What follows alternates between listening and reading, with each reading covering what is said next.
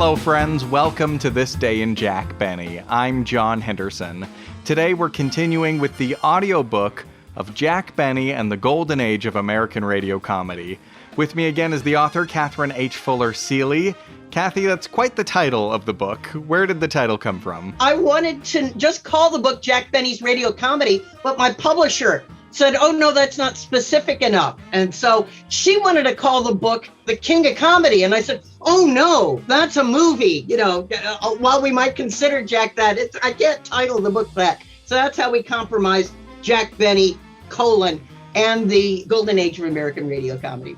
So we're on chapter 3? Chapter 3 was one of the toughest to write, but I really wanted to, because I think Jack had a beautiful sense of himself, his masculine and feminine characteristics, and he was so comfortable with it. And it was really interesting to do the research to find that while he remained the same over time, public reaction and critical reaction to those jokes about how cute his legs are, or how often he'll wear his Charlie's Aunt dress, or how penurious he is, or what a more of a mother than a father figure. Reaction to those jokes changed over time, and that was the interesting thing to research in this chapter. All right, well, here it is. Enjoy the show.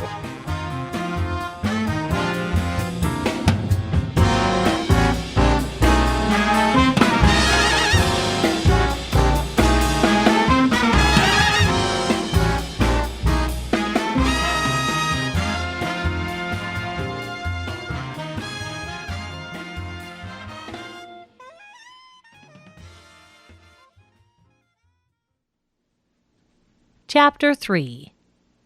Masculine Gender Identity in Jack Benny's Humor.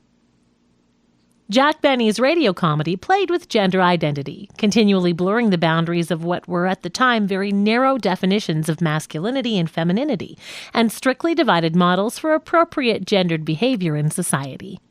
Benny's humor complicated and questioned what scholar Carol Vance terms the implicit cultural ideology of fixed sexual categories. His character explored varieties of masculinity that ranged from demanding patriarchal employer to insufficiently virile heterosexual male to assimilated Jew, and from a straight man with a predilection for cross-dressing to a person of indeterminate sexual identity who impishly performed with effeminate and homosexual mannerisms. As Jack Benny's radio character transformed from a self-deprecating but suave master of ceremonies into the fall guy, the unfortunate soul to whom ridiculous and frustrating incidents happened, he became the target of an increasing number of humorous insults lobbed at him by his cast members. The show's narrative world expanded to incorporate Benny's frustrated attempts to rule over his home and workplace, his painfully awkward dealings with Hollywood celebrities, and his exasperating experiences with shop clerks, waitresses, railroad station ticket sellers, and cab drivers. In the process of devising ever more ways in which Benny's character could be vexed and scoffed at, his writers seized on nearly every possible way to belittle his masculine identity as an employer, a celebrity, and a heterosexual male. At times, this escalated in the post-war years. While the move to television during an era of hardening ideals of appropriate gender roles brought new scrutiny of visual displays of identity, Jack appeared on TV as a nattily dressed, handsome, upper-middle-class man who looked years younger than his age. Despite losing the imaginative radio wordplay with which his cast could describe his lack of heterosexual physique and mannerisms, Benny and his writers in the visual arena of TV still occasionally engaged boundary-questioning humor, particularly in 1952 and 1954 episodes featuring Jack's uncannily accurate impersonation of comedienne Gracie Allen. Benny's representations of masculinity have been the focus of academic inquiries by McFadden, Doty, Balcerzak, and others, who have explored an archaeology of possibilities for queer representation embedded in historical mainstream media. They have made insightful analysis of how Benny's character can be read across a variety of audience interpretations. Their studies have detailed Jack's comic involvement in homosocial relationships and his failures of heterosexual prowess. His effeminate characteristics and humorous humorous suggestions of homosexual activities could have been enjoyed by some listeners in the 1930s, 1940s, and 1950s, while they could have been abhorred by others and understood by many as just another way to demonstrate Jack's failure as a heterosexual patriarch. At the same time, Jack's slyly incorporated outre-sexual references possibly sailed right by many listeners' heads, while they were acknowledged and enjoyed by some and shocked and angered others. The masculine gender identity of Jack's character contained complexities and contradictions. Sometimes he made jokes that played with expressing gay preferences.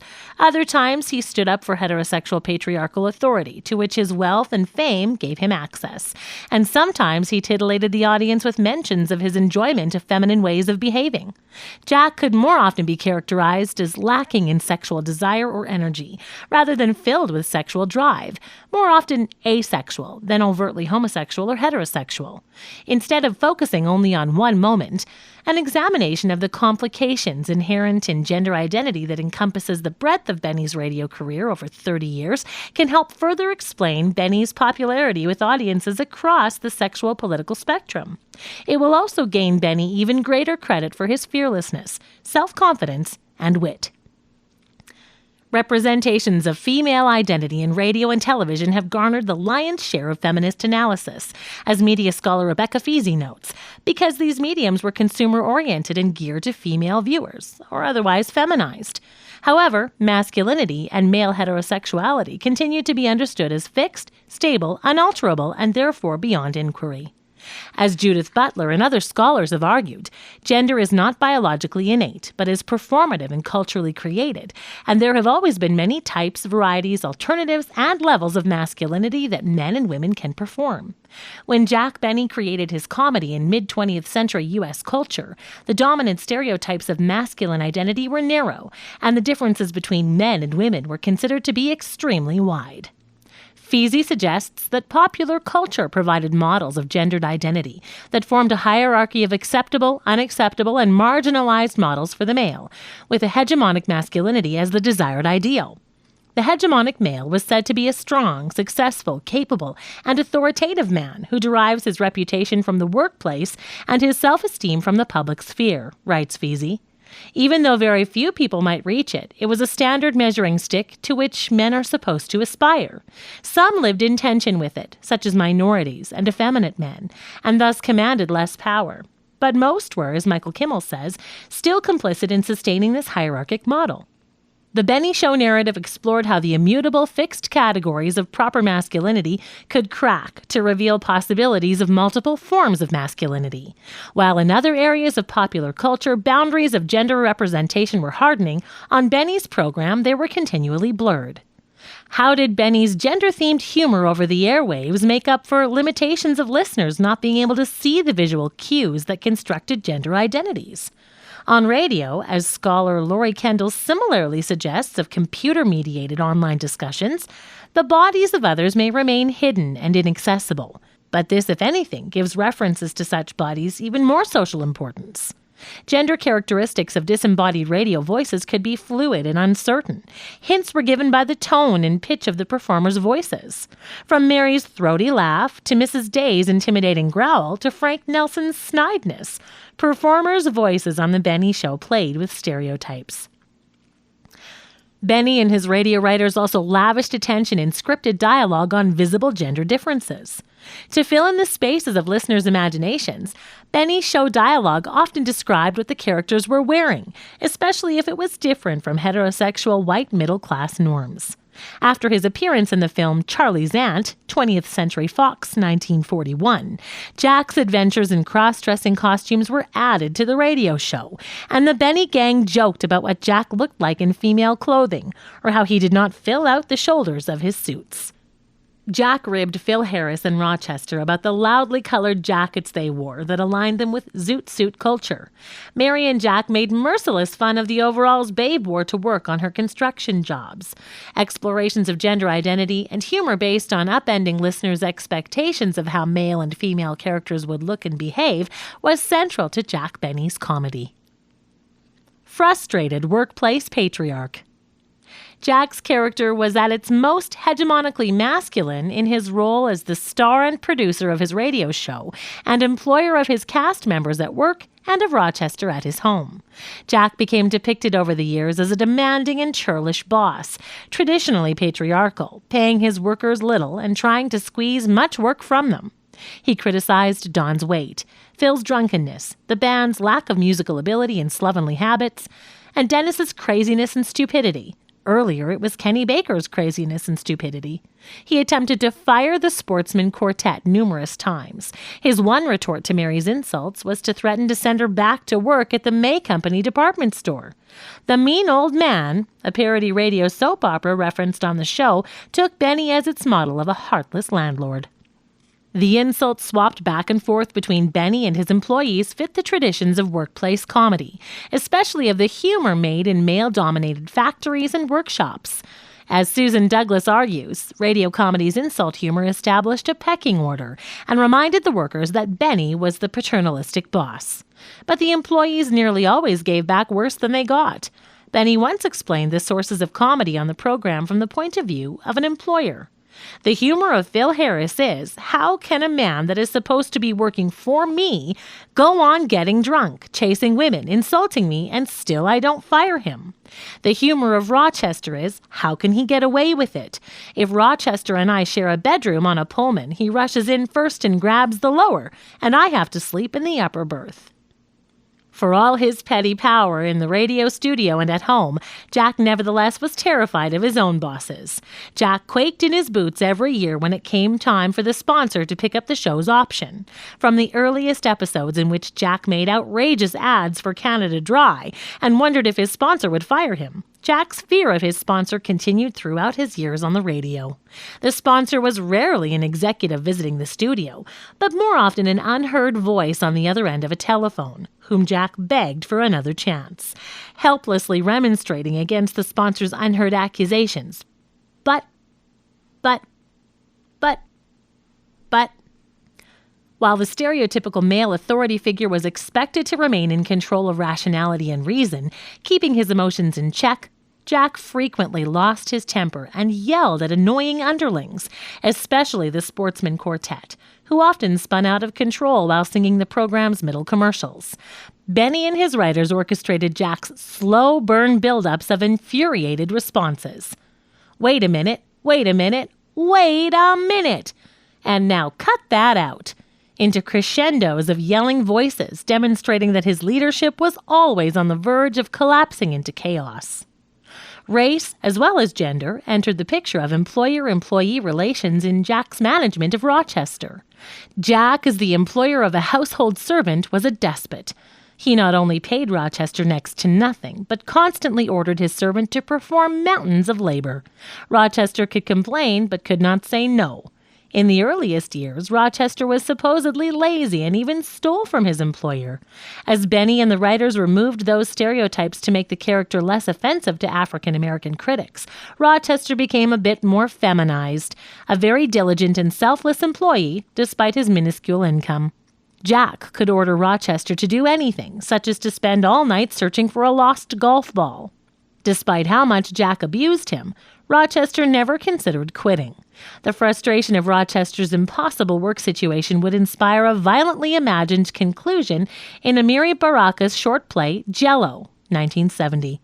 To the credit of Anderson, Benny, and the show writers, although Rochester the housekeeper was stuck obeying Jack's imperious demands, Rochester's ability to talk back to Jack and to criticize him through humorous put-downs of the boss's cheapness, vanity, and lack of virility created the sharpest humor on the radio program. To add another deflating comic twist on Jack's patriarchal authority, Benny's writers began to make Jack parsimonious, unwilling to play his proper role in consumer culture. Accusing someone else of being cheap had a very long history. It was a staple of Italian commedia dell'arte conflicts between the employer and his servants, and vaudeville routines poking endless fun at thrifty Scotsmen. Jack eventually became rich as a prominent radio star, and he had money in every bank in town, plus a massively fortified vault in his basement. But he was increasingly loath to spend a dime. As Mary commented in a 1950 pre-Christmas episode, whenever Jack went out to purchase something, there was trouble. He was the nation's worst consumer. The clerks always gave him grief, and Jack balked at the price of everything. Frank Nelson confronted him everywhere as a belittling department store floor walker or obstreperous railroad station ticket seller. Mel Blanc, as a department store clerk, was annually driven to insanity by Jack's impossible demands made while purchasing the cheapest possible Christmas present for Don Wilson. The blurring of real-life persona and fictional character in Jack Benny's quest for patriarchal authority on his radio program occurred most fascinatingly in those fleeting moments live on the air in which Benny the performer let it slip that he indeed was the exacting director of his own show. Although Benny had a very limited ability to ad-lib in response to other people's jokes in real life, while in the middle of a radio broadcast, he was lightning fast to complain about a flubbed line of dialogue or a missed ring of a telephone sound effect. He made sharp, cutting, fabulous ad-libs that took the miscreants to task. Cast members hooted with delight the few times they caught the boss himself botching a line. Her microphone fright increasing after the war, Mary began making more mistakes in reading her dialogue lines. As wide a berth as Jack otherwise took in criticizing her in their dialogue, when Mary flubbed a line, Jack immediately leapt on these mistakes and barked at her to terrific comic effect.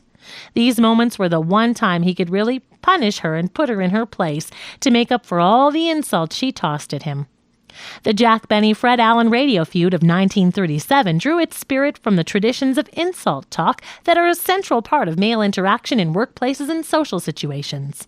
From gangs of boys who learn to fight as play to Shakespearean insults hurled by gifted actors at one another, exchanges of ritualized insults in many cultures have enabled the players to duel, establish pecking order, show off their skills, and form mutual bonds with the audience that cheered them on. Scholar Elijah Wald quotes jazz musician Mez Mesro linking the African-American tradition of the dozens to an improvised jazz performance. The idea, right smack in the middle of every cat's mind all the time, was this: he had to sharpen his wits every way he could, make himself smarter and keener, better able to handle himself, more hip. On the corner, the idea of a kind of mutual needling held sway, each guy spurring the other guy on to think faster and be more nimble-witted. Communal events like a contest of the dozens could hold a variety of meanings, suggests Wald. One person's bitter insult was another comic's masterpiece, and what one observer interpreted as predatory bullying, another might interpret as the fascinating survival of old traditions. Women could toss the insults, but traditionally this has been a masculine endeavor, which undoubtedly added to the sting of Mary's insults of Jack, as a woman was not supposed to be as adept at this game as men. The insults themselves needed to be wildly exaggerated, their absurdity providing the assurance that it would not be personally hurtful, but also making them humorous. While philosopher Jerome New suggests that 2 truthful personal insults could result in the opponent swinging punches, if the insultee launched a reciprocal insult back in return, the incident became a game. New argues that insult games are ways of claiming superiority. They are all about asserting masculinity and cultural identity, claiming honor and defining the self in shows of verbal and intellectual skill and dexterity. After the 10-week Benny Allen feud climaxed in a hugely promoted meeting in a Manhattan ballroom on March 14, 1937, instead of ending, the conflict continued and took on a life of its own. Fan magazine Radio Mirror published an adapted script of the mighty Benny Allen feud in July 1938, and fans wrote to say that they had reenacted the skit as a party game. GIs on the battlefronts of World War II greeted Benny's USO appearances with signs that said, "Welcome, Fred Allen." When Allen appeared as a guest on the erudite radio quiz show Information Please, host Clifton Fadiman focused mostly on jokes about how much Allen must hate Benny. After the war, Benny continued the fun in several radio episodes with Benny's Boulevard, sketches in which he parodied Allen's Alley with a clothespin affixed to his nose. In others, Benny and Allen swapped tall tales of their earliest encounters backstage on the Hinterlands vaudeville circuit. These sketches were opportunities to mix playful boasting, insults, and accusations of plagiarizing each other's acts with delightful reminiscences about acts like Fink's mules and Japanese flash acrobats, jugglers who tossed wooden barrels with their feet, which gave Fred and Jack the chance to work the word bunghole into the script. Usually acerbic radio critic Harriet Van Horn commended Benny and Alan on the extended feud in 1947. By professing to hate each other, they have instigated more humorous situations and basked in more free publicity than any other would-be haters in show business. By this time, you might think that the situation was arid of humor, that neither could find in the other a single attribute to insult. But no, Mr. Benny finds new terms of derision for Alan's program and the bags under his eyes. Fred, on his part, had endless variations on the theme of Jack's stinginess, stupidity, conceit, and clumsiness with the violin. A classic feud exchange occurred that year in live performance on stage at a New York City movie theater, as Variety's review noted. Jack Benny, according to Fred Allen during the historic tete-a-tete during Benny's opening show at the Roxy, killed vaudeville 15 years ago, and now has returned to the scene of his crime. The Allen intrusion was one of the historic moments in vaudeville, wherein two top radio personalities on a friendly, feuding basis had a chance to exchange insults. Allen started the business by demanding a refund on his admission. After all, he argued, it was guaranteed that he'd die laughing, and inasmuch as he was still alive, he felt that he had his dough coming back. Benny argued that the sportsman should be worth 15 cents.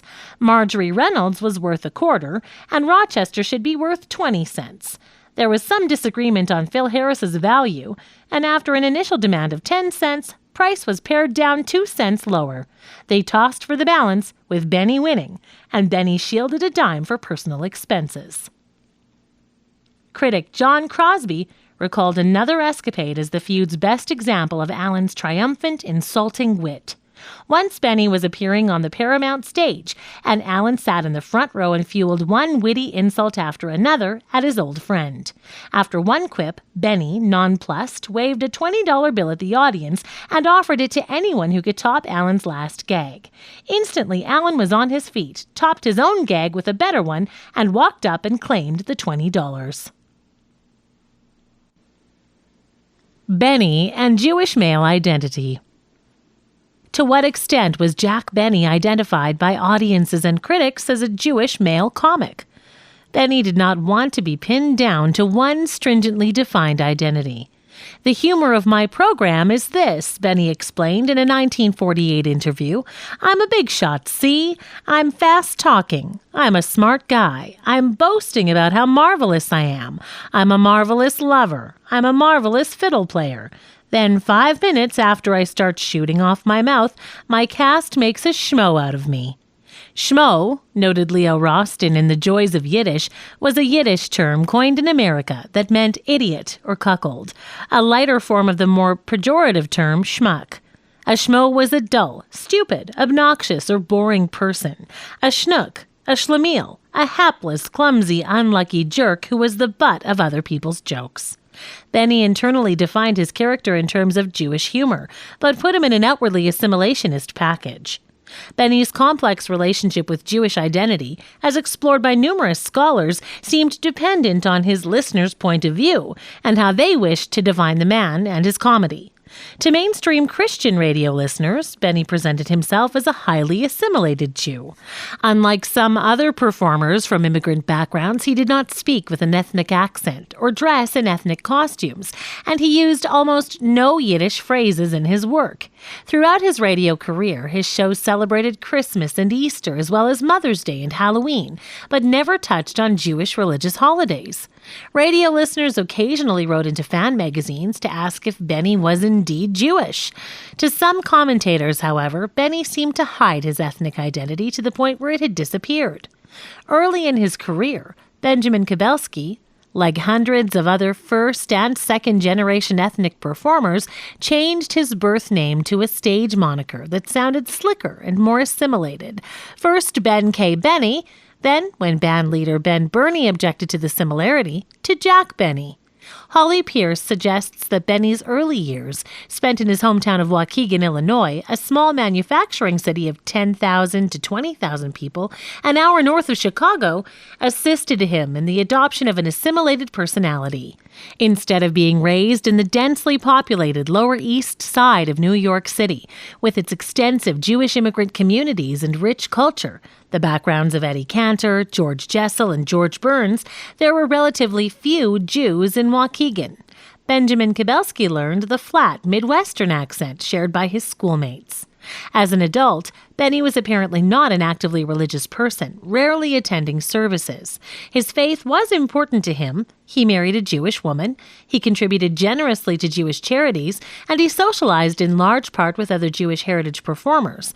But it remained a private aspect of his life. Within the American Jewish community, Jack Benny was acclaimed as a beloved and prominent member of the faith, although certainly not as Jewish identified to the extent of Eddie Cantor, who made his religious and ethnic identity a central part of his performing identity. Benny garnered only a modicum of coverage in the Jewish press over the years, but he cropped up occasionally, such as when an Atlanta-based publication celebrated him in 1948 with a full-page photograph captioned, "America's Greatest Jewish Comedian." Benny figures prominently in most studies of Jewish performers in American entertainment history as a prime exemplar of a second-generation immigrant who became prominent in mainstream American popular culture. His comic themes and performance style drew on many themes that scholars have typed as Jewish: the self-deprecating humor, the miserliness, the slight stature, the personality of the hapless schmo, the violin playing, the effeminate mannerisms.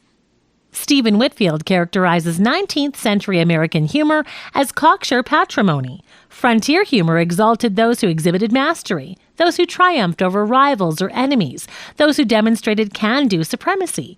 On the other hand, Whitfield notes that Jewish humor centered on self-deprecation and victimization.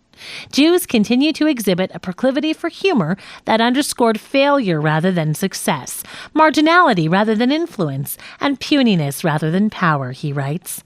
Whitfield finds Jewish humor in 20th century American culture in the character of the anti-hero, who was self-mocking and exposed his own weakness, and thus he judged Jack Benny to be the comedian to be the most associated with Jewish cultural themes. Other scholars have argued, however, that self-deprecating humor is common among many ethnic marginalized groups, and that it's not exclusively a Jewish trait. Benny was very sensitive about anti-Semitic slurs made against him in public that might damage his career, as exemplified by the horrid examples collected by the FBI at the time of his smuggling prosecution in 1939. Racial hatred was also his biggest concern about the undertaking of the I Can't Stand Jack Benny contest in late 1945, when he was careful to employ readers to remove any entries that spouted prejudiced attitudes. The identity blurring that Jack Benny was able to accomplish was to appear outwardly to look and sound very assimilated into American culture, but to draw on his Jewish cultural framework for his humor. Despite Benny's assimilationist tendencies for his own comic persona, his radio program did include occasional appearances of Jewish-identified characters. In the early 1930s, Harry Kahn created a Jewish comic character who became a semi-frequent visitor to the Benny radio program, Schlepperman, played by Sam Hearn. Schlepperman was an urban trickster, popping up when he was least expected, announcing himself with, "Hello, stranger." Schlepperman had a thick Yiddish accent. He was sharp with retorts, but otherwise a pleasant fellow. Kahn utilized the Schlepperman character as part of his collection of ethnic voices inserted into the end of a skit's dialogue to surprise listeners. After the Benny Show permanently relocated to the West Coast, Schlepperman appeared much less frequently. Hearn himself milked his Schlepperman role for years on the East Coast, putting on performances in theaters and clubs where he would portray the wily character, conversing with a recording of Benny, or telling Benny-related anecdotes. When the new group of writers joined the Benny program in 1943, they experimented with adding new characters, such as Herman Peabody, the timid insurance salesman, bombastic belly laugh Barton, the writer, and brash Steve Bradley, the public relations agent. Mr. Kitzel first appeared on January 6, 1946, when Jack and the gang attended the Rose Bowl football game, and they encountered a funny little man with a Yiddish-inflected voice selling hot dogs up in the stands. Kitzel was played by Artie Auerbach, a radio actor and photographer. Both Kitzel's jingle, Pickle in the Middle and the Mustard on Top, and his character were popular with radio listeners. The writers began bringing him back regularly onto the radio show. If Schlepperman had darted in and out of Benny's program with an urbanized vibe, Mr. Kitzel instead was a gentle greenhorn. Kitzel's humor rose from his cultural incompetence, in Michelle Hilmes's term, his confusion and lack of knowledge of American society. Kitzel substituted Jewish names for Anglo-Saxon-named celebrities, events, and objects. His tentative voice and reaction to Jack's comments, a surprised hoo-hoo-hoo, marked him as an unassimilated immigrant. Fred Allen's character, Pansy Nussbaum, made similar types of remarks when she appeared in Allen's Alley skits. Cantor had the Greek, Parky Carcass, and Mad Russian characters on his radio program, and Mrs. Nussbaum was joined in Allen's Alley by a Yankee farmer, Southern senator, and a drunken Irish lout. Benny, like the other comics, distanced himself from these ethnic personalities by his smooth, superior use of language. There was debate within the Jewish entertainment community in the late 1940s and 1950s as to whether continuation of these broadly stereotyped Jewish ethnic characters, like Kitzel, stimulated prejudice against the Jewish American community. Performers like Sam Levinson argued for ending them. Benny incorporated Kitzel into nearly 120 of his radio program episodes in the late 1940s and 1950s. Kitzel also made an appearance on Benny's first TV episode, and thereafter the character was still used occasionally, until Auerbach's death in 1957.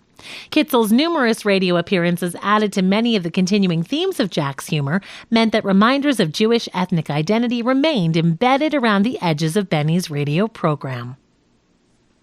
Benny's female impersonations. In Benny's mid to late 1930s radio episodes, Jack occasionally requested that his male cast members take female roles in their movie parodies. Their skits drew on the long tradition of male cross-dressing in comic stage performances, which had been popular with mainstream entertainment audiences for hundreds of years. When the Benny Group did a takeoff of the film Girls' Dormitory, 20th Century Fox, 1936, the male cast members made titillating jokes while complaining about having to dress as characters of the opposite sex. Words like girdles and stockings were worked into the dialogue to add visual humor to the audience's imagining of the scene. On other occasions, they performed skits about a football team or the all-male crew of a submarine, and Mary got to grumble about having to wear shoulder pads and threatened to add lace to her uniforms. The most prominent occasion of group cross-dressing on the Benny radio show in the 1930s occurred when Jack and the cast performed a parody of the film The Women, MGM, 1939. The film's publicity had highlighted how unusual it was to have an entirely female cast. Benny and his players performed a wickedly funny sketch, with Jack preening at the opportunity to play Norma Shearer, and Eddie Anderson grouching about having to wear mascara as the maid. Jack, Don, Phil, and Dennis had a high time playing gossipy society women, complaining about the faithless men in their lives, while Mary introduced the play's acts with meowing side comments. The skit was so popular that the cast was asked to reprise it several times at entertainment industry functions in Hollywood.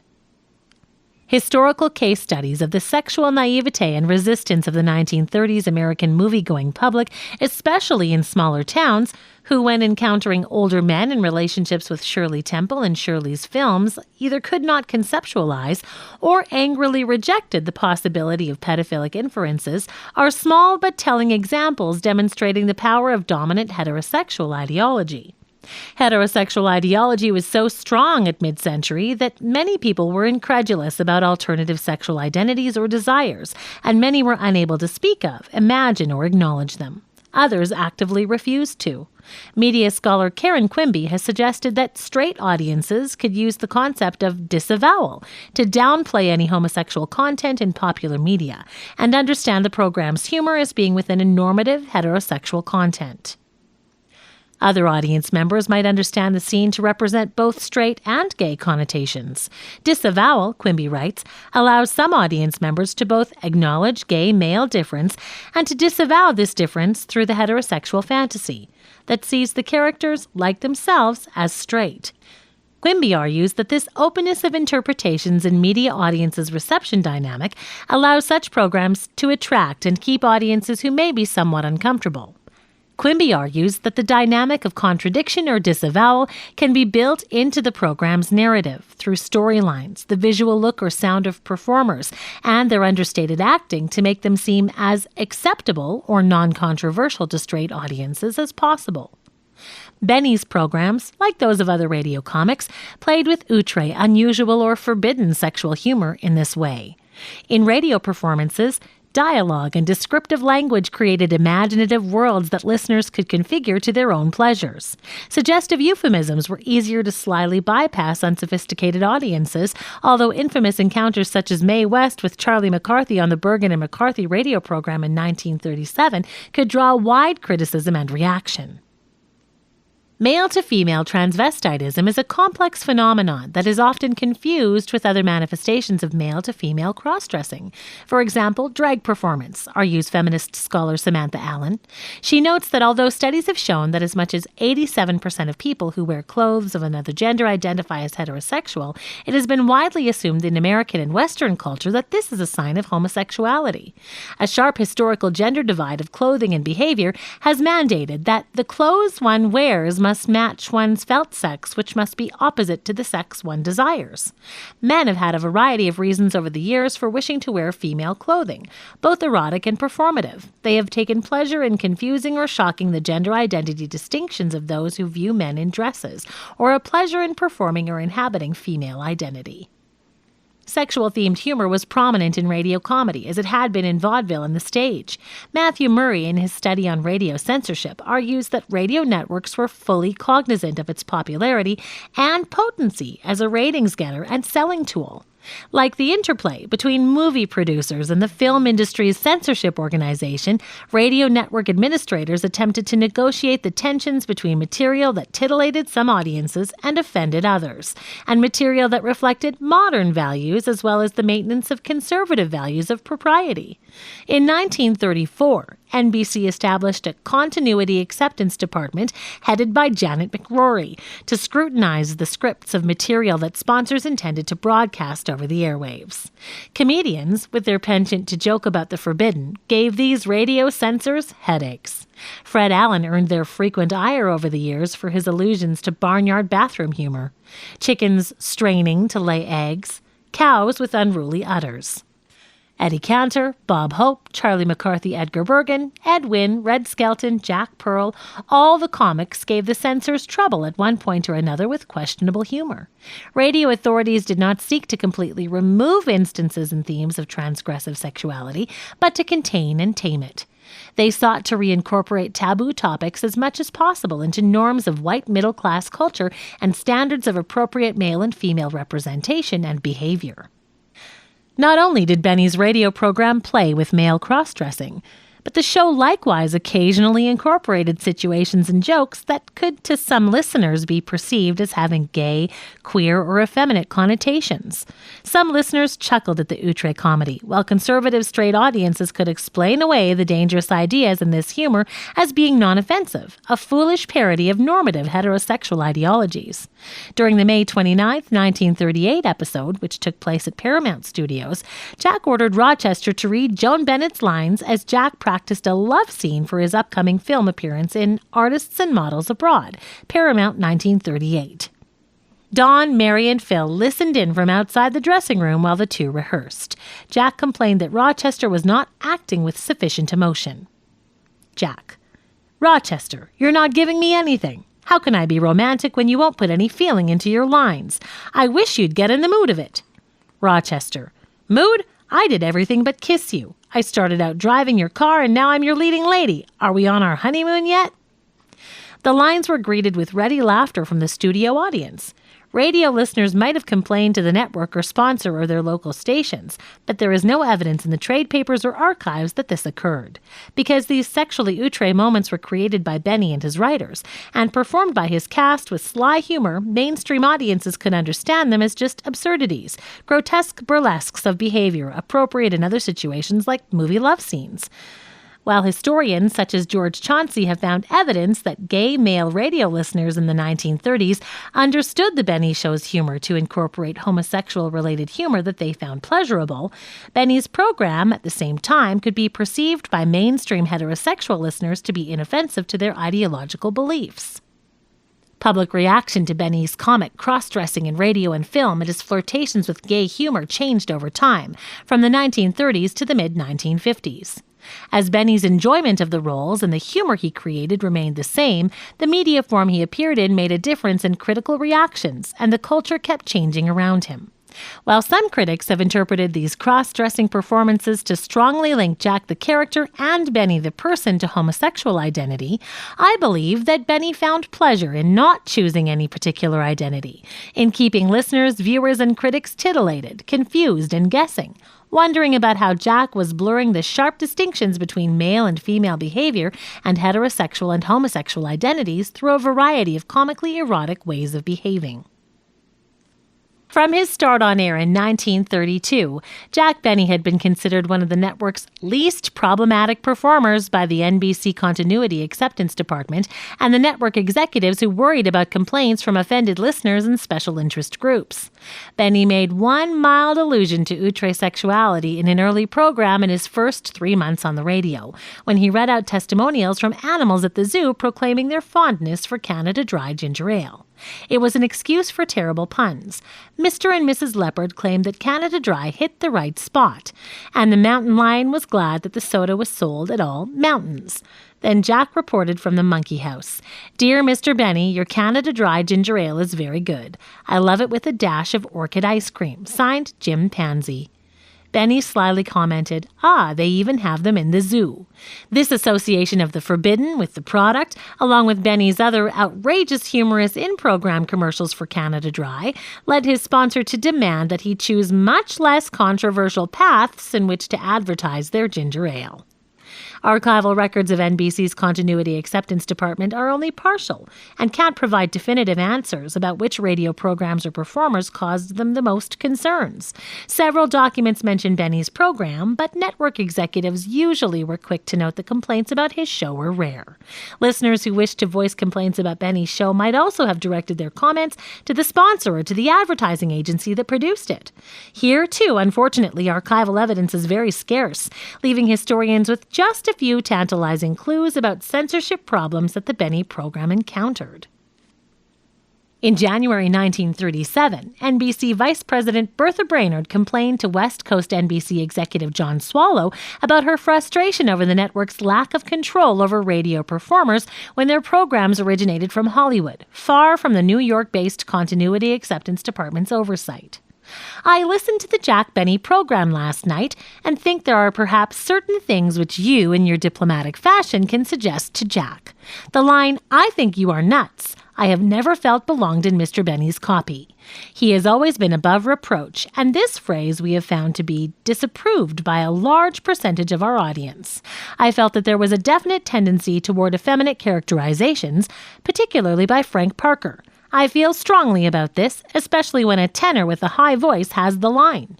I'd like to see anything of the lavender nature all out. Jack doesn't need this sort of material to get his humor."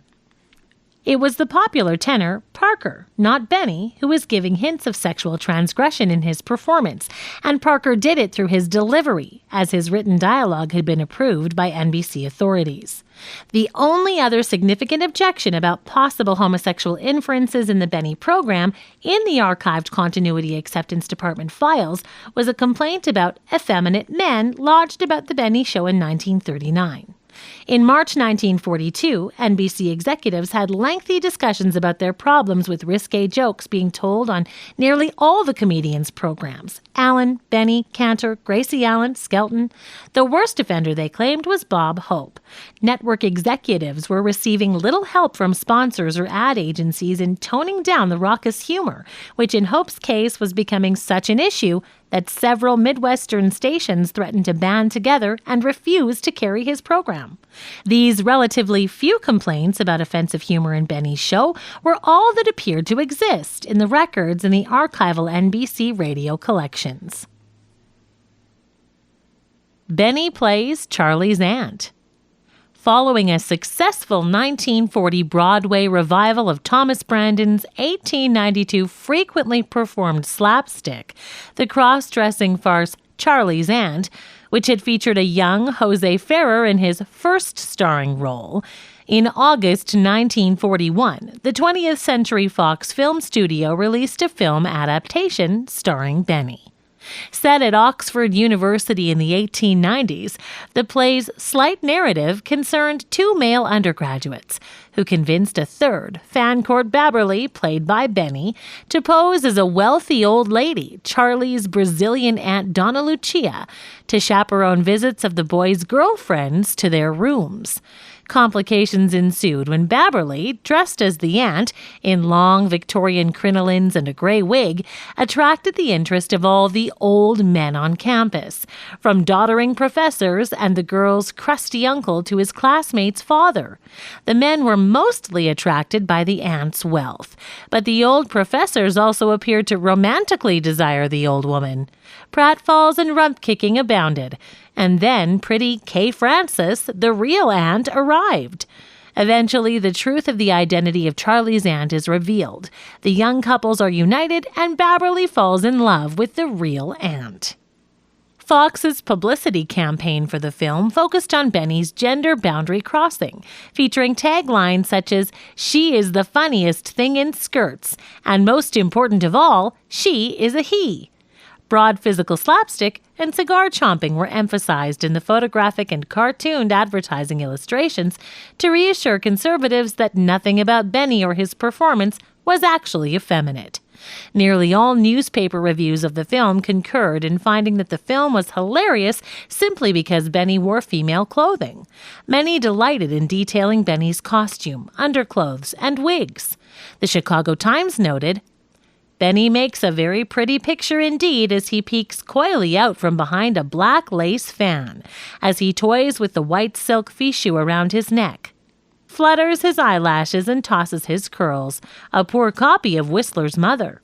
His awkwardness in skirts, his coy simpering and mad efforts to escape from a pair of romantic gentlemen who both yearn to make him a bride, provide a picture with considerable hilarity." A small number of conservative reviewers claimed to be offended by the film.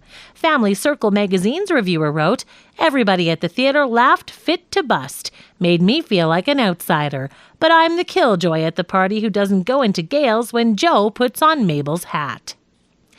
The Albany New York Knickerbocker noted, "Now this critic, while no prude, confesses that he has never been able to detect the slighted gleam of humor in such a masquerade of the sexes. There is something fundamentally vulgar about it, but the dear public eats it up." Other reviewers reassured potential moviegoers that the film was purely heterosexual fun, with no exhibition of alternative sexual connotations. The Los Angeles Herald-Express reported, "Benny plays the part without a swish and in almost his natural voice." Howard Barnes of the New York Herald Tribune wrote, "He has the wisdom to play the famous part straight. There is never a question of effeminacy in his portrayal. That, I think, makes the difference between an uproarious redaction of the Thomas farce or a dull museum piece." The Los Angeles Times calmed readers' qualms by claiming that the Babberly character loathes the masquerade that he has to put over, but the young men, his associates, have him on the rope. On the other hand, for the New York Post reviewer, Benny's own effeminate tendencies particularly suited him to the part. As for Jack Benny, his long-established screen and radio character, somewhat lacking in the more virile traits, fits snugly into the demands of an aunt role. A few reviewers, nonplussed by the sharp loudness of audience laughter in response to the film, connected its popularity to rampantly accelerating war fears. The New York Morning Telegraph mused over the riotous reaction at the film's premiere at the Roxy.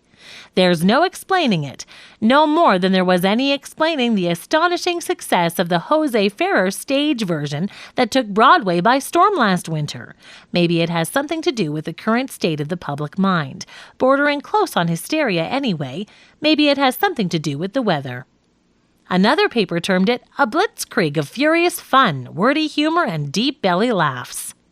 At the Academy Awards ceremony, held in Hollywood in March 1942, Bob Hope presented Jack Benny with a faux award to honor Benny for portraying the best sweater girl on the screen. It was a gold-toned, Oscar-like statuette, dressed in long skirt and tiny gray wig, with a cigar in its mouth, and was dubbed Oscarine.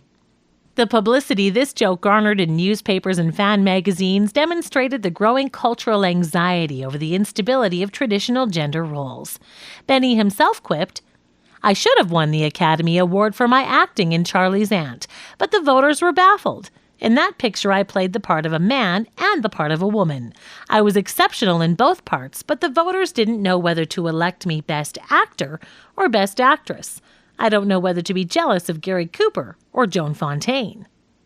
Once or twice a season, during the ensuing wartime years, Benny and his writers incorporated mentions of cross-dressing and sexually outre behavior into Benny's radio routines. In October 1942, Jack and Rochester were in the kitchen putting up Mother Benny's apple butter to sell. Both wore aprons, and visiting cast member Dennis Day asked, "Why are you wearing dresses?" On the October 24, 1943 show, Jack joked about sharing a train sleeping berth with Don Wilson and Dennis Day. Train travel during wartime was overcrowded, so most listeners found humor in that context of shared inconvenience. Jack's character was thoroughly defined by his cheapness by this point, so others laughed at the misery Jack caused by refusing to book separate accommodations. Still others might be amused to imagine the corpulent Wilson crammed into the small space with Jack and Dennis. But the suggestion that three men were sleeping together was available to titillate some listeners with a sexual connotation. On the October 8, 1944 episode, Jack told Mary a story about wearing his Charlie's Aunt dress to enter the Palladium Dance Hall, a place where men had to pay double the admission price of women. Penurious Jack claimed it was accidental, that he'd just left the film set of Charlie's Aunt in costume, and he used it to get in at half price. Jack: "Mary, I'm not dressing up like a girl again. I'll never forget what happened last time. A guy buys you a drink, he thinks he owns you." Jack, in a girlish voice: "What I went through." Mary laughs. Jack, it was bad enough being dressed like a girl to get in, but you didn't have to let a fellow buy you a drink." Jack: "Well, for goodness sake, Mary, I danced with him all evening. I deserved something. What a rotten dancer he was. Say, Mary, I wonder what he'd have thought if he knew who I really was, especially when he tried to put his arm around me."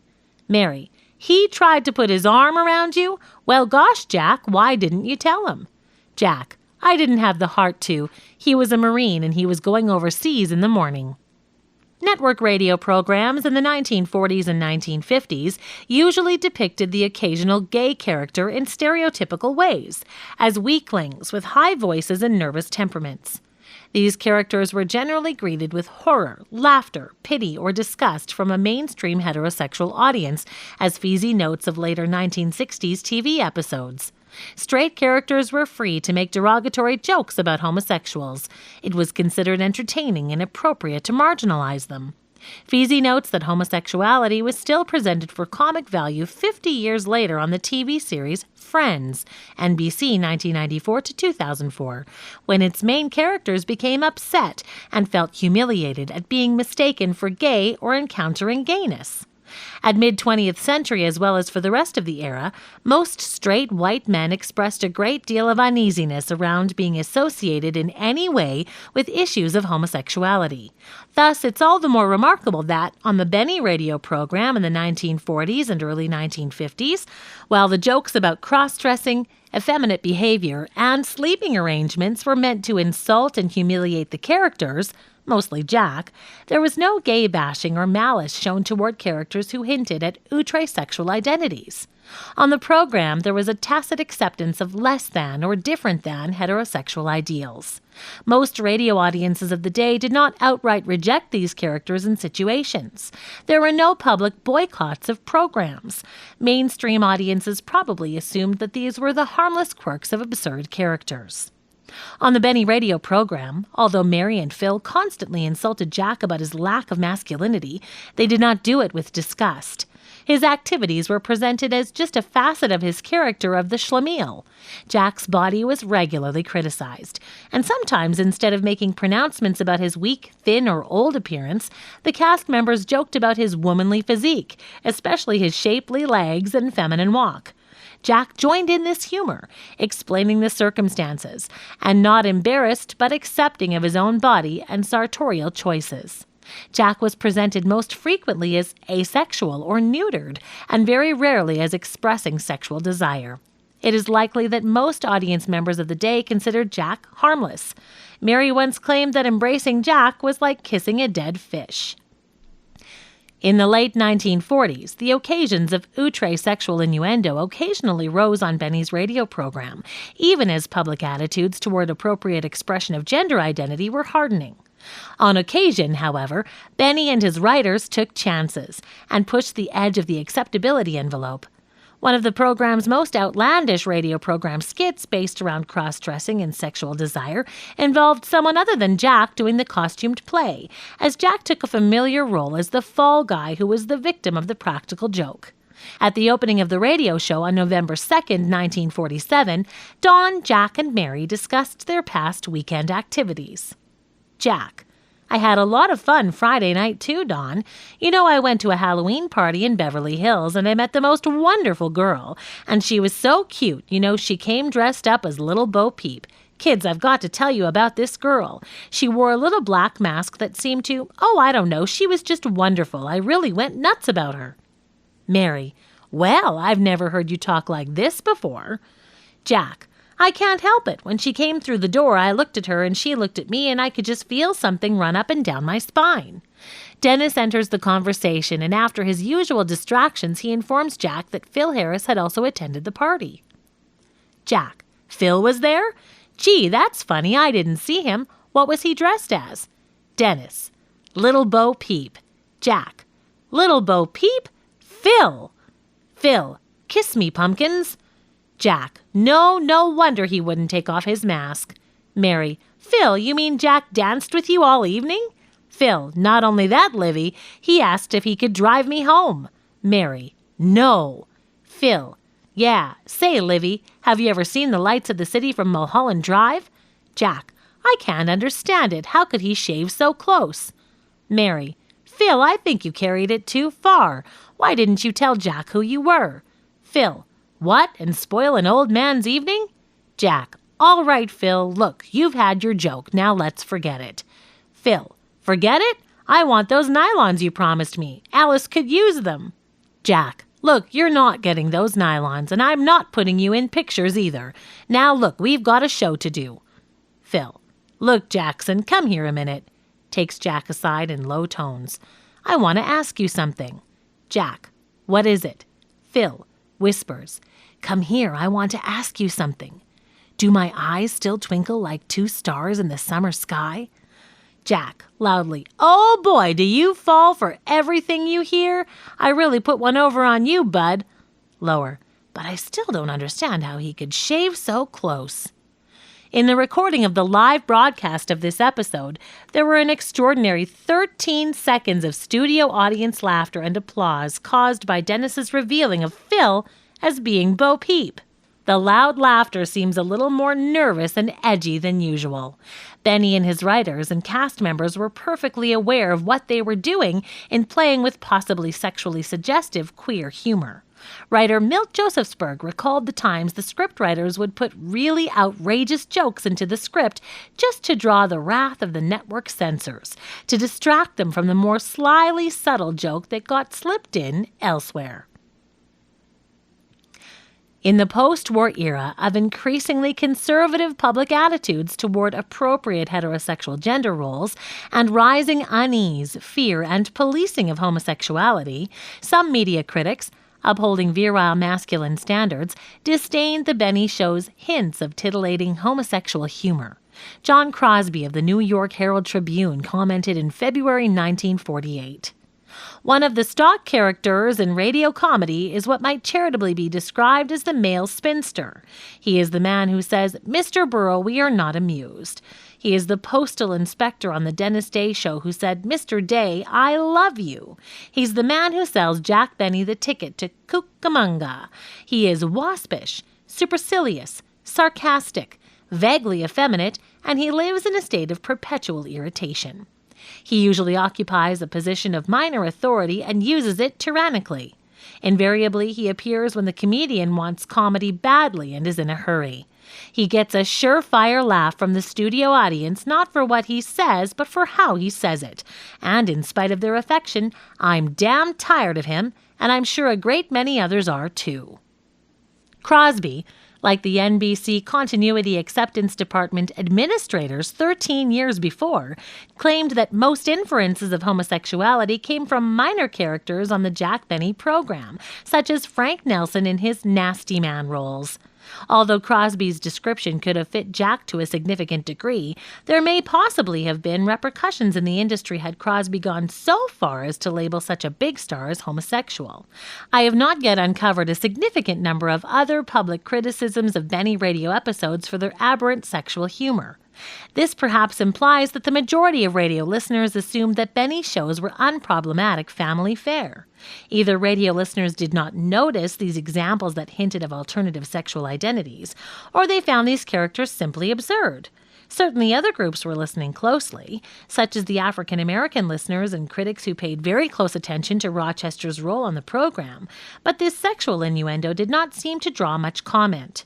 Given the paucity of complaints in the archives, the increased amount of sexually titillating humor on the Benny radio program in the early 1950s is fascinating to examine. The scandal magazines of the late 1940s and 1950s, like Confidential, would have a field day exploiting photos of Benny in his Gracie Allen costume as purported evidence of his outre-sexual behavior. As we will see in the chapter addressing Benny's challenges of moving his radio program to television, TV critics and TV audiences would begin to complain about the visuality and intrusion of sexual images broadcast into the home. Wouldn't those concerns and conservative cultural values have created a greater amount of criticism of Benny's occasional blue humor on the radio airwaves than we have been able yet to find? The imaginative aspects of the unseen radio medium must have allowed for greater latitude for audiences not to complain about the things that they heard that would have upset them had they seen them. Benny impersonates Gracie Allen. The pleasure in cross-dressing that Jack Benny took over the years found its finest expression in his imitation of Gracie Allen. Jack created the Gracie impersonation for a private, members-only West Coast Friars Club charity fundraising entertainment, probably in 1949, perhaps earlier. The Friars programs, as they had traditionally been done in New York, featured only male performers, while women were invited to be a part of the audience. In the 1948 Friars Frolic program, Danny Kaye impersonated modern dancer Kay Thompson, with Benny, George Burns, Jack Carson, and Van Johnson performing as her evening-suited backup dancers, the Williams Boys. In April 1949, the Los Angeles Times reported that the girls' numbers were a big success. The highlight of both 1949 versions of the Friars Frolic show in Los Angeles was Benny and Burns. Benny did a full-on impersonation of Gracie Allen, not a broad burlesque performance, but one paying careful attention to get the costume and behavior as close to the original as possible. The Benny Burns skit was reported fairly widely in the American press, accompanied by as many or more slyly titillating comments and details as had greeted Benny's performance as Charlie's aunt 8 years previously. Fan magazine Radio and Television Best ran a 2-page photo spread, Meet Gracie, Benny, detailing Jack's transformation with makeup, false eyelashes and lipstick, silk stockings, corset, curly wig, and feathered hat. Benny was, of course, only one of several noted comics doing female impersonations on American television in the late 1940s and early 1950s. Milton Berle had donned outlandish female costumes, Cleopatra, Carmen Miranda, as part of his slapstick vaudeville-style performances on his program. Eddie Cantor and Ken Murray, whose comedy TV show was sponsored, like Benny's, by the American Tobacco Company, appeared in broad, campy, exaggerated kind of drag performance. Benny, on the other hand, created something that delighted some audience members by being so slyly accurate. As one TV reviewer claimed, unlike Burl and Cantor, Benny made a handsome rather than a grotesque woman, showed a mighty neat ankle, too. In 1950 and 1951, Benny and Burns repeated their routine at private parties.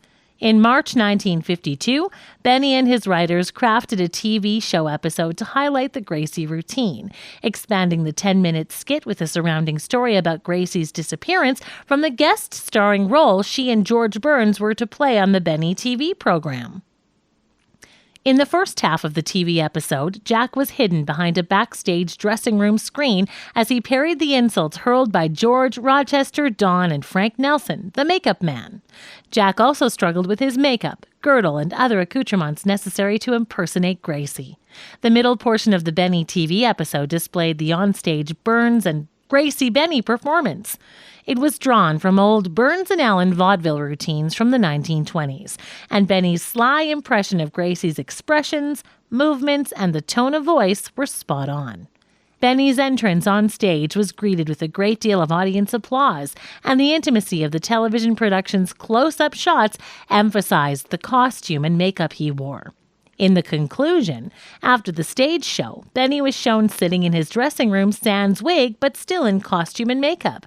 The real Gracie Allen burst into the room, mistook Jack for a hussy named Tallulah, and slapped him, then vented her wrath about cheating husbands by slapping every man she subsequently encountered, including Jack's sponsor.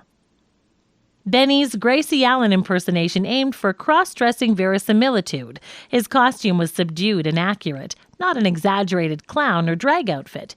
The careful attention to seamed stockings, high heels, gloves, and hat, and Benny's reserved channeling of Gracie's mannerisms and way of speaking were uncannily close and unnerving to some critics and conservatives in this time of increasingly sharp divisions between appropriate male and female behavior.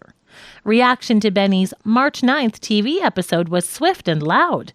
Variety's Jack Hellman reported that in all his 42 years in the business, says Jack Benny, no show of his occasioned as much comment as his recent TVer in which he played Gracie Allen. What surprised most of the lookers was his studied trick of playing it straight without any ludicrous trimmings. A network executive at CBS gathered the next morning's most important reviews and telegraphed them to Benny's manager, Irving Fine, in Hollywood. One was scathing. Ben Gross of the New York Daily News titled his response, "Not so funny." Maybe there's something wrong with my sense of humor, but I'm one of those odd guys who just can't see anything screamingly funny in a man masquerading as a woman, except in Charlie's Aunt, of course. Well, the highlight of Jack Benny's show on CBS TV at 7:30 last night was Jack pretending to be Gracie Allen, teamed up with George Burns. For the first few moments, the act produced a few faint laughs on my part, although it wowed the studio audience. After that, I thought it all to be a deadly bore. On the other hand, Harriet Van Horn of the New York World Telegram announced Benny panics him in sequins and furs, judging that poor Jack had finally created a visually oriented show that overcame the limitations of his orally based radio humor. When Gracie went missing, Jack stepped into the breach wearing a sequin-trimmed dress, platinum fox furs, a plumed hat, and high-heeled shoes. His foundation garment, it was made elaborately clear, is borrowed from the rotund announcer Don Wilson. When Burns and Benny made their entrance, there was a roar of laughter. Everything stopped while the audience luxuriated in the delicious lunacy of Jack Benny playing Gracie Allen. It was the most spectacular entrance I've ever seen on television. These critics demonstrated the deeply divided responses to Benny's episode. Jack Gould of the New York Times' enthusiastic praise exposed the nervous tension that surrounded Benny's cross-dressing gamble. Jack's success came in form which 9 times out of 10 spells disaster for the clowns of Broadway and Hollywood. He did a feminine characterization. But this was an impersonation that avoided the cliches to which Milton Berle in particular is addicted. The smeared lipstick, the padded figure, and the affected lisp. And instead was essentially a masterly tidbit of hilarious pantomime.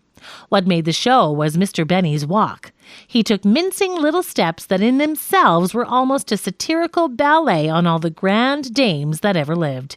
Without saying a word, he would shrug a shoulder, pat the back of his coiffure, or lift an eyebrow. Each gesture was underplayed and disciplined, yet cumulatively they provided the idea framework for Jack's mastery of deadpan comedy. Quite a few TV reviewers' responses were negative. One noted, "I can understand the bit, Benny's Gracie routine at a gathering of showfolk, but on a coast-to-coast telecast I thought it ill-advised, in questionable taste, and to no particular advantage. In other words, a broad burlesque impersonation is one thing, but a slick, near-perfect job of the sort that Benny did last night is quite another, and much too close for comfort." Andy Wilson in the Detroit Times asked, "Without getting into a long-winded discussion with psychiatrists and amateur mind readers, why do comedians think putting on women's clothing is funny anymore? Probably the main reason is that someone is sure to snicker at the comedian's legs and feet, and then you get an epidemic of laughs." Reviewers for the Washington Star and Kansas City Star claimed that this kind of humor was beneath Benny and that they cringed when men dress up as women for laughs. They declared that it was not appropriate for family viewing. The reviews expressed a theme that proper middle-class family values were being challenged in these TV shows, visually displaying too much sexual innuendo, working-class burlesque, and poor taste invading their living rooms in the new technology. Emboldened by the attention it garnered when broadcast live to a small national audience in 1952, Jack Benny seized the opportunity to repeat this sketch in a filmed television episode broadcast to a far larger audience on April 11, 1954. Variety's review acknowledged that it still pulled a massive reaction from studio audiences, with Benny's entrance in costume generating one of the longest laughs of the season. Nevertheless, among the reviews, there were still a significant percentage of negative responses, noting the reviewer's discomfort with the drag performance, a Boston reviewer calling it a lowly device of female impersonation. The Hollywood Reporter acknowledged the sketch's popularity, but questioned its appropriateness. Benny was an impressive female worthy of wolf whistles anywhere. The material was good too, and Burns and Benny dancing between jokes was high-style stuff.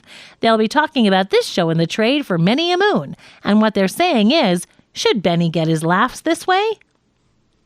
Jack continued to reference cross-dressing humor in 1954, claiming in his next television episode, May 2, 1954, that he was picked up by a sailor while wearing his Gracie Allen costume. And in another sketch in fall 1954, set at Jack's house, after losing a bet at cards to Rochester, Jack wore an apron while cleaning his kitchen, and Dawn entered the scene and mistook him for a woman. Subsequently, however, Benny and his writers chose to pull back from further direct presentations or discussions of female cross-dressing in his television programs. They adhered more often to a situation comedy formula in realistic domestic, neighborhood, and studio settings, with Jack playing nothing more outre than a fastidious fuss budget. Milton Berle and the other vaudeville-influenced comics on television were toning down their burlesque-flavored comedy of crazy drag costumes and over-the-top physical comedy. Cultural taboos on appropriate representations of gender and sexuality were hardening. The new celebrity scandal magazines like Confidential and Uncensored ran photographs of Benny in Gracie Allen makeup and spun rumors about his sexuality. As the nation's culture grew more skittish in the mid-1950s about portrayals of outre gender identity, and Benny himself aged, the space for Benny to create playful oral and visual humor about gender identity closed down. That doesn't mean it disappeared. Jack was comfortable to keep blurring the lines when he could, such as on talk show appearances in the early 1970s. On occasion, he would make self-deprecating jokes about how other comics criticized him for his womanly walk, and then gladly demonstrate it. Humorous comments on American constructions of masculinity, gender, and sexual identity were central to Jack Benny's humor throughout his career. These examples, stretching across Benny's radio, film, and early TV performances from 1932 to 1954, have shown the slippery nature of the way that he played with masculine gender identity and his humor's continuities and changes over 2 decades. His jokes and comic characterization blurred the boundaries of sharply defined categories that became more strictly enforced in American popular culture over time. The humor of his roles was available to be read in many ways by a variety of audiences in his era and today. Reception of Benny's comedy had a wide range of meanings. It could confirm conservative assumptions about heterosexuality and male dominance, and it could create spaces for alternative conceptions of masculinity and religious and ethnic identity. It could open a place for the recognition and acceptance of queerness. By being so adept at blurring the distinct categories of gendered behavior, Benny's comedy created a liminal space in which men and women, Jews and Gentiles, straights and gays, could safely laugh at their differences and similarities. The next 2 chapters examine the career of African-American actor Eddie Anderson and the construction of racial identity that Anderson, portraying Jack Benny's radio valet Rochester, brought to Benny's radio narrative. Although the Rochester character only joined the Benny program in 1938, he rapidly became one of the most crucial components of the show's humor and endured the longest as the most effective counterpoint to Jack's egotism, vanity, and frustrated efforts at patriarchal control. Anderson's career and Rochester's radio characterization would be impacted by racism and evolving cultural, political, and industrial limitations, opportunities, and pressures across the tumultuous period from Rochester's introduction to the show to Anderson's rise to public acclaim in both the mainstream white media and the African-American press by 1940, to Rochester's inclusion as a flashpoint of debate over racial representation in the mass media in the wartime and post-war era.